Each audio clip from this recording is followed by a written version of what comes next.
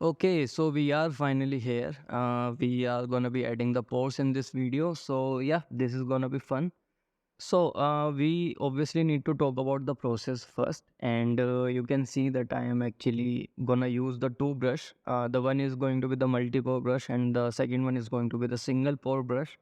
So these are the only two brushes that we are gonna be using in this video, and one of the first thing that you need to remember is the distance and where we want our pores and where we don't want our pores. And yes, you are gonna see that I have actually subdivided this model to 55, actually 52 million polygons. Yep, this is a bit too much.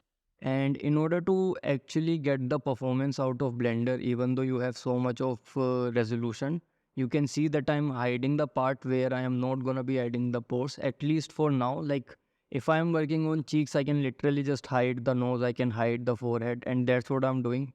You can like see, you can hide the mouth. So if you are working on cheek only, why you can just hide everything else, and this is gonna be much more smoother. So one of the first thing that you can see that the alpha that I'm using, it is not as deep as I've actually sculpted the pores. So yeah, you can like see that the depth of the pores are not as much as you might have remember. So this is also one of the things that I've changed behind the scene. Again, I've changed it again.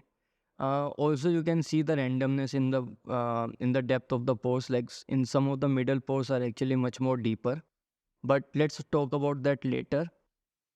You're gonna see the distance that I'm gonna sculpt, the like the pores distance are gonna be smaller in the upper lip area, and I'm not doing it randomly. I know if you were to just look at the references, you're gonna realize that pores on this particular areas are actually much more smaller and much more closer, and that's what I'm trying to simulate.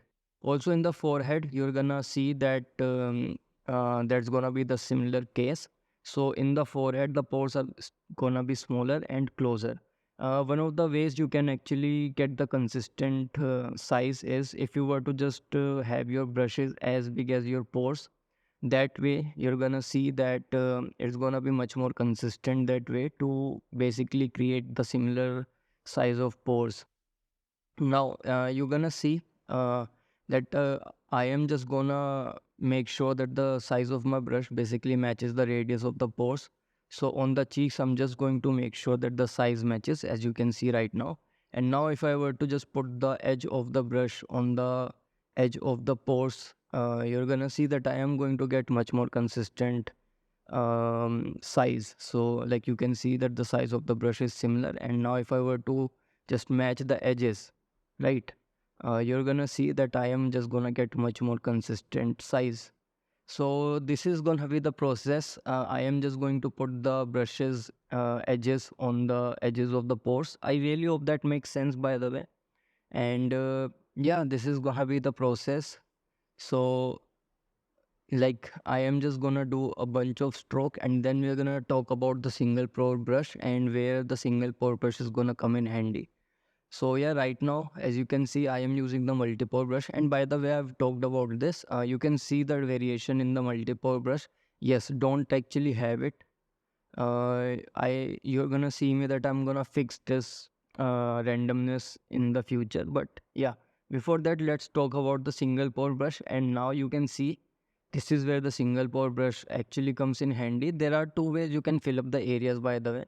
Right now, what I am doing, I am just, and the second way is to just create a mask. Like for example, right, I'm doing just create a mask where there is no pore, there are no pore, and then invert the mask. So I am just going to invert the mask and then use the multi-pore brush to basically create pores in between. So these are the two ways you can do it. Now, obviously, this is the faster way of doing it, and it is totally up to you, by the way, whichever way you want to do it. Right now, I have uh, closed the overlays. That's why you cannot see the mask. But yes, these are the two ways you can like fill up these empty areas, and I am going to be using the both ways. Now I could have just used the single pore brush, then but then the course would have been much more longer. And this pore adding stuff is gonna be a time lapse, not gonna lie, because it's just like super repetitive. And trust me, I am not really gonna be able to do a commentary over it. I'll just explain you the process,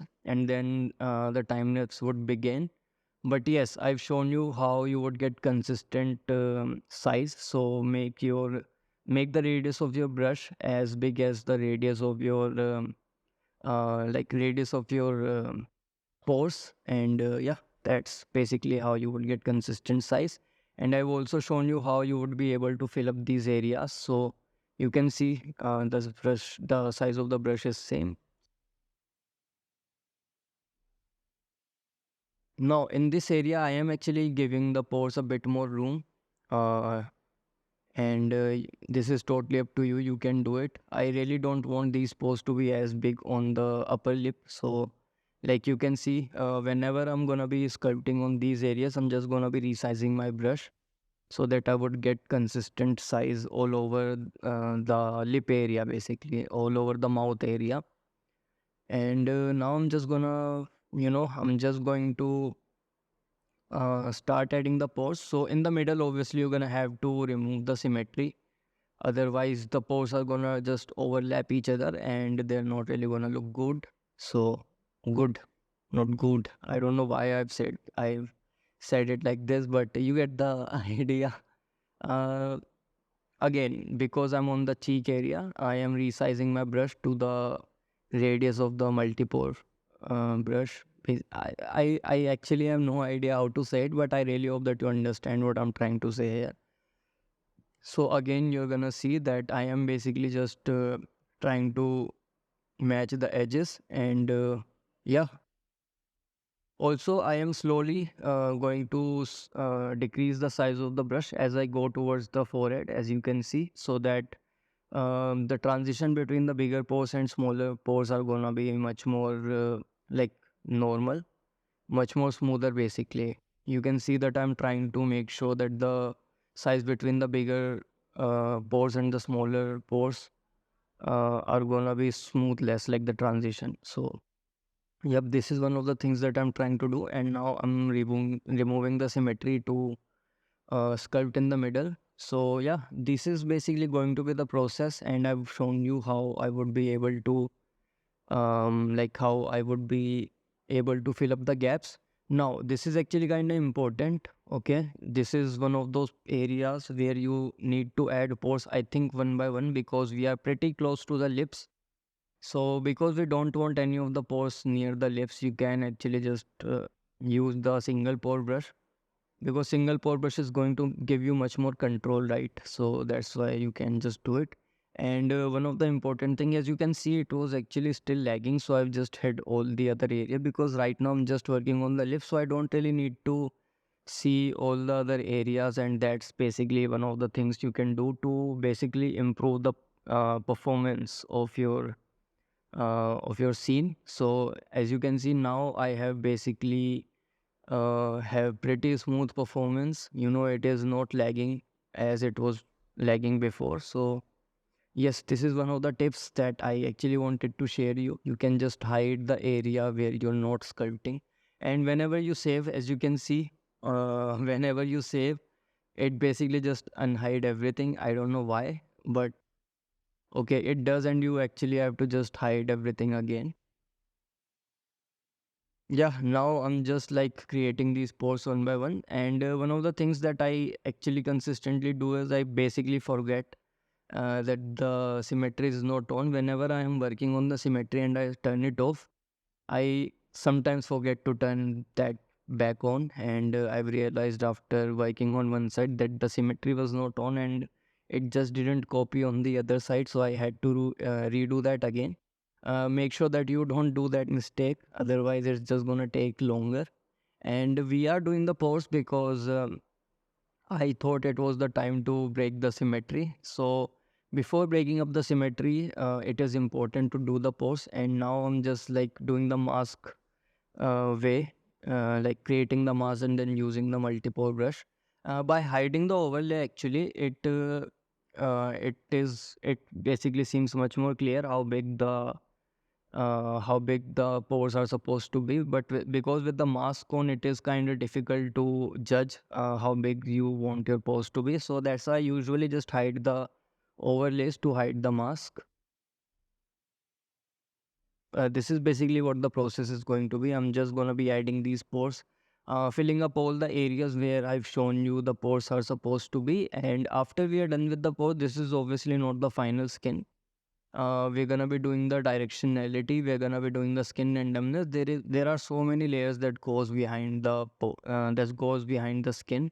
So pores are just one of the layers that goes behind the skin, and we're gonna be doing the connection of the pores. We're gonna be doing the directions, and we're also gonna be doing the randomness in the skin. So there are so many things that actually goes after we are done with the pose. But trust me, it is not really gonna take that long. I mean, because we are doing it manually, you can like see it obviously is gonna take time, but you can like just do that.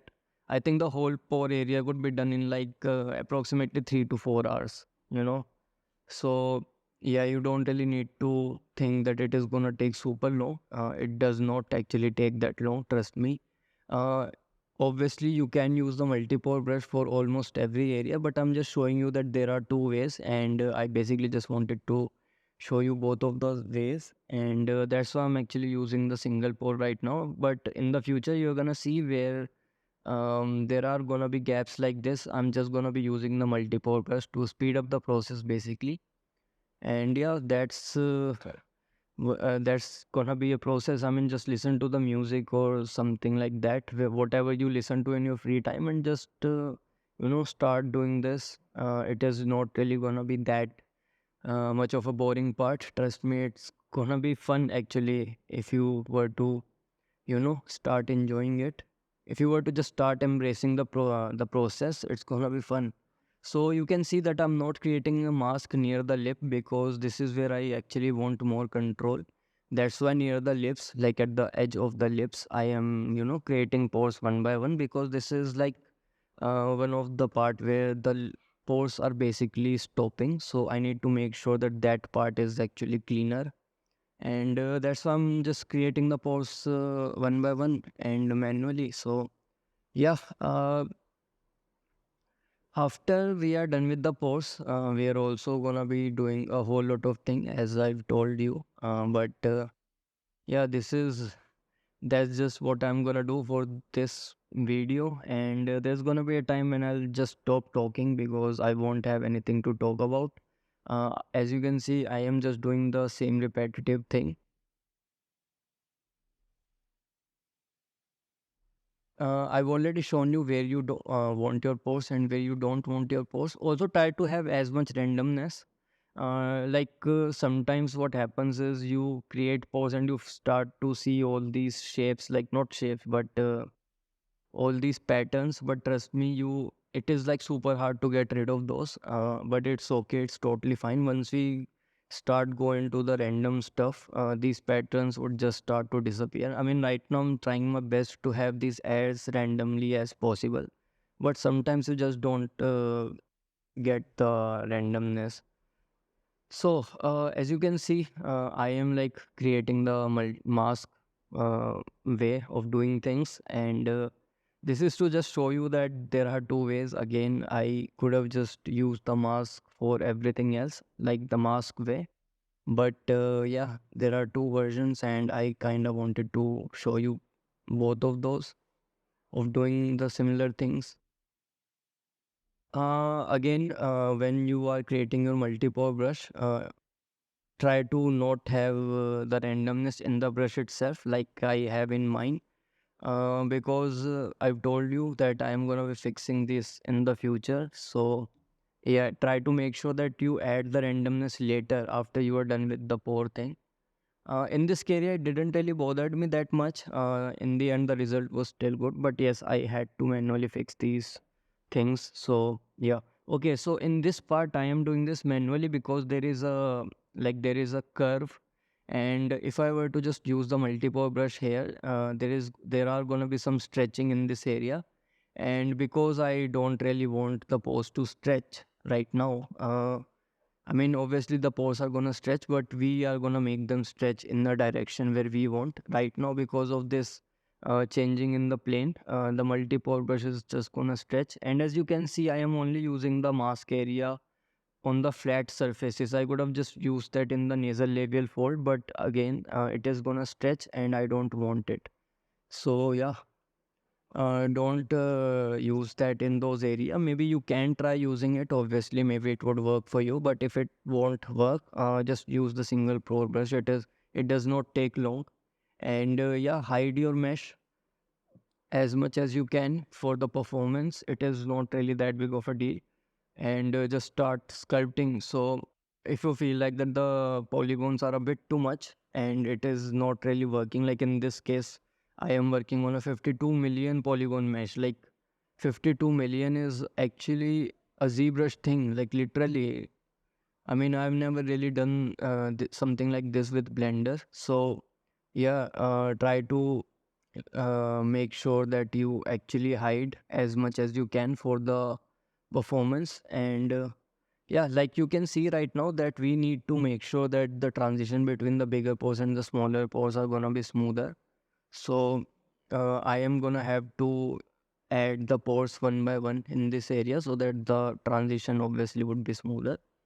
And yeah, that's why I'm actually creating these pores one by one. Now I feel like that I am on the cheek part, the pores are a bit too much, so I can just always go back in and then add a little bit of pores in between the areas to basically make the pores look a bit smaller. So yeah, because we need to do this transition, I am actually creating the pores one by one in this particular area. Also, this is one of the things that I'm gonna do for the forehead because there is gonna be transition in the forehead as well. So yeah, right now as you can see, this is definitely a time lapse, and the video is definitely sped up. So yeah. Okay, so again, this is gonna be the part where I'll actually just run out of things to say because I've shown you the process and I've shown you the thinking behind me doing this. And yeah, after that I feel like time lapse is actually a good thing because I could have just posted this video on the real time, but that is just gonna be a time waste, I personally feel like. Because even though in the sculpting you can see how I'm adding the volume, there is nothing technical that you can actually learn from it. You are literally just dragging your brushes and creating pores. And yeah, as you can see, I am like fixing these areas like the multi-pore brush because I've added the depth part. I actually had to fix this area. So that's why I've told you not to do any of the depth stuff in the multi-pore brush itself. You can increase or decrease the depth a bit later. So yeah, again, in this area, I am gonna be using the multi-pore brush. This is just to speed up the area, by the way, like the speed up the process. But yes, in this case, because we are closer to the lip, I am gonna be just um, doing all the pores manually. And yeah, after that, do you know what Chris Costa actually calls this brush?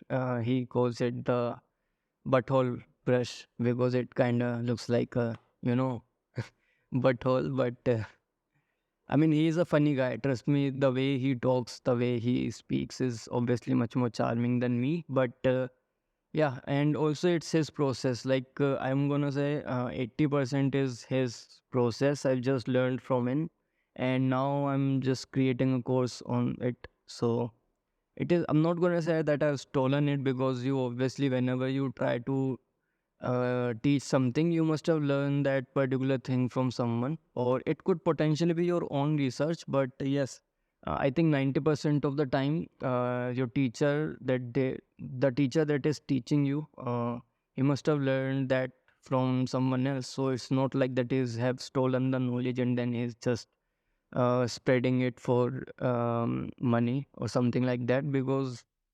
90% of the timers, I personally feel like most of the things that you learn online and the teacher who's teaching, he must have learned that from someone else. So I think it is totally fine to do this. Let me know in the comment, by the way, what do you think about this?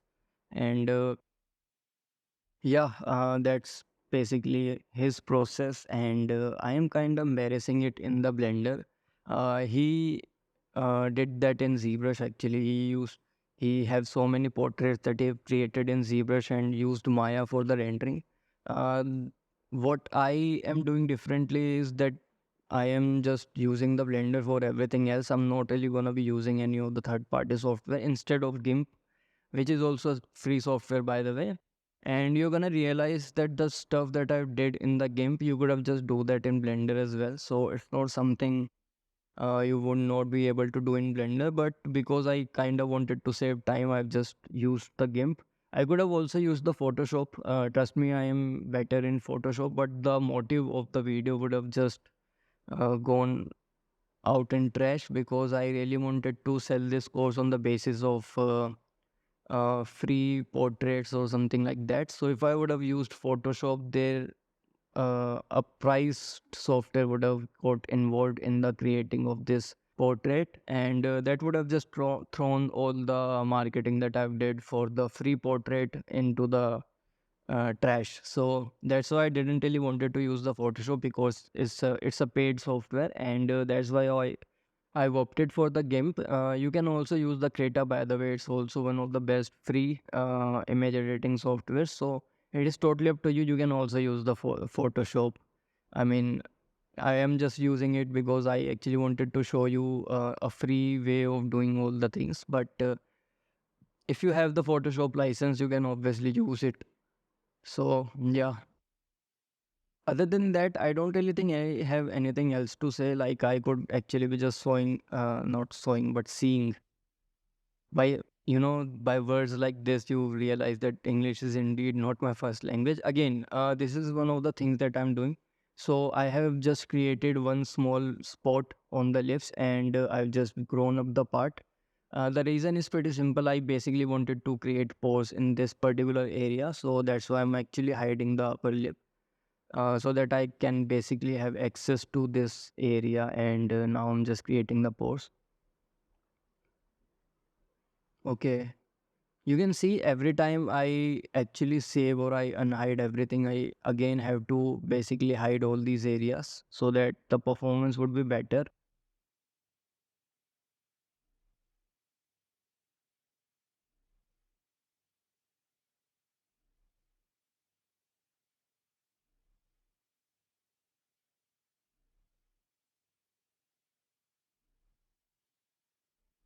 At this point, you can see that I am turning off the symmetry because it just does not make sense to have the symmetry on. Otherwise, the pores are just going to overlap, and we don't want that to happen. So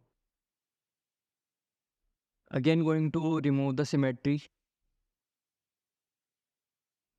for the middle area, and this is what I'm gonna be doing for the rest of the video. So I feel like that I can just stop talking now and just enjoy the time lapse.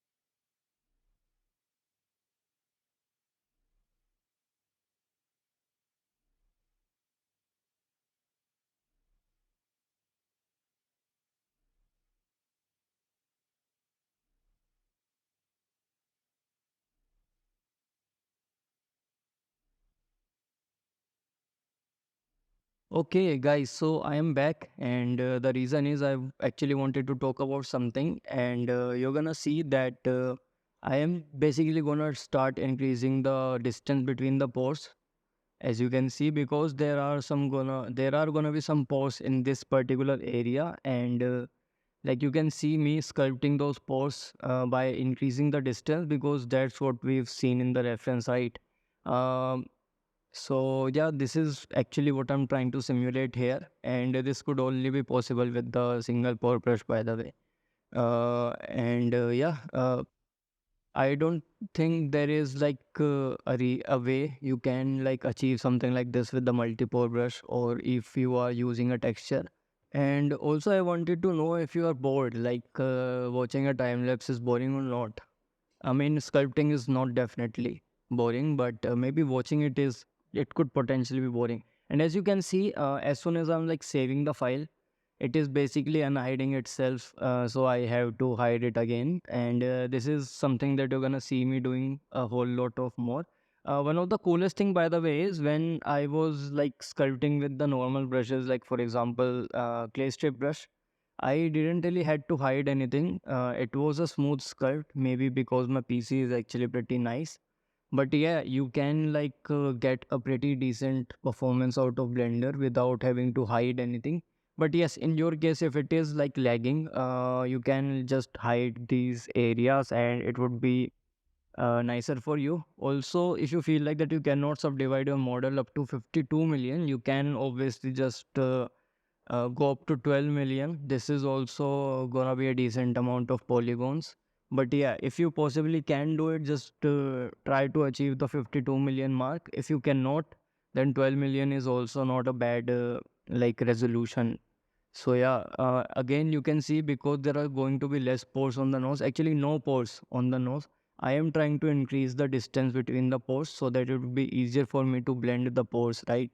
And yeah, you can see that I'm increasing the distance in between the pores. So this is also one of the ways you can do these transitions. And yeah, like you can see that I'm literally seeing only the nose area because obviously it was lagging. So I think this is one of the things that Blender have, and it is a temporary solution to the performance, but it works.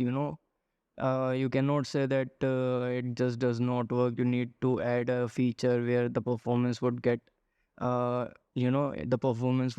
better. I mean, there is a solution. I know it's a temporary one, but again, you need to think that Blender is a free software and it is literally giving you all the tools you need to have in order to create a portrait. So I think it is kind of bad thing to complain. I personally, even if I were to complain, I don't really, criticize it as harshly as someone might would, because I know that they've done so much for the community, and there are so many 3D artists who's like they are literally paying the bill just because of Blender. This is the software that have changed the life of so many people, and it have literally changed mine, by the way.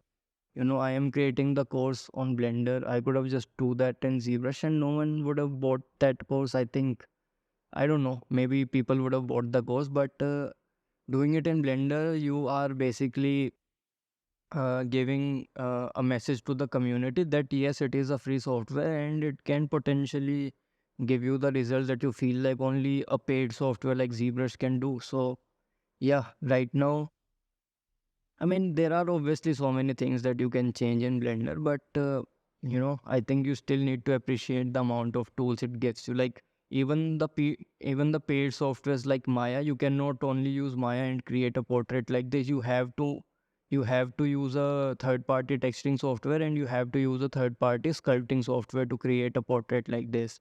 And I mean, there are like pros in Maya. Like for example, simulation in Maya is better. XGen is obviously like, okay, XGen is debatable now because Blender have just released the 3.6.0 and the geometry hair system with all these nodes, and we're gonna do the hairs obviously. I think now XGen and the new hair system can have a really nice debate which one is better.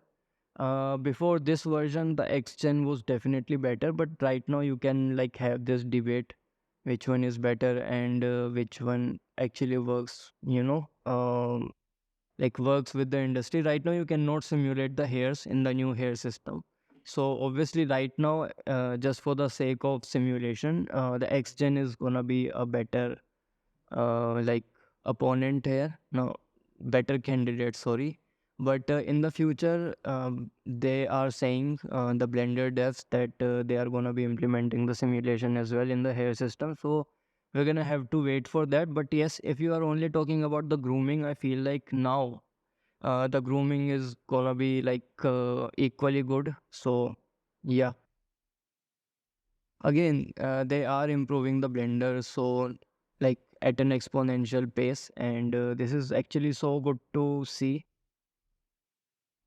There is a big community that always try to help you, and there is a community that is always gonna be, cheerful for your work. So this is actually so nice, a free software. I mean, there are no other free software that are actually as good as blender in terms of quality in one particular field.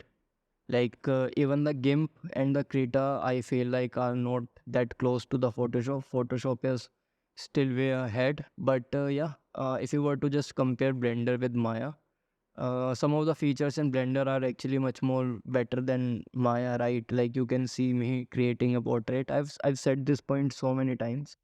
So I think this is one of the plus point of Blender, that it does give you tools to basically do everything. Those tools are not gonna be as good as like um, some of the tools that are only been made to do that particular thing. For example, it is not gonna be as good as Mari in terms of texturing.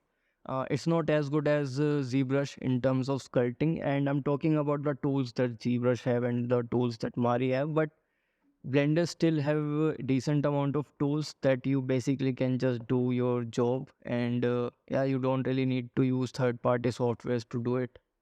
Maybe in terms of texturing, by the way, and I'll give you the reason. Because this is a portrait, and we only needed to do the organic texturing in this course. Blender actually works because of the painting, the paint brush in sculpting mode. If it would have been a hard surface object, it would have been much more harder to do it, because first thing first, the texturing in Blender is slow. It actually is. You cannot just deny the fact that it's not. And if you were to just using the sculpting workflow for that particular object as well, you had to subdivide that enough time that will get enough polygons to add the colors with. And you actually don't cannot use the layer system. I mean, technically you can use the vertex, not the vertex, but the color attributes feature in Blender. You can have as many color attributes as you want, but it still is not going to be considered as layer, right? So yeah, texture in Blender is slow, and that's just what the reality is. Right now, I'm again doing the same thing, so I'll just shut up and just let you watch it. Okay, so if anything were to come up, I'll actually just come back and start doing the voiceover.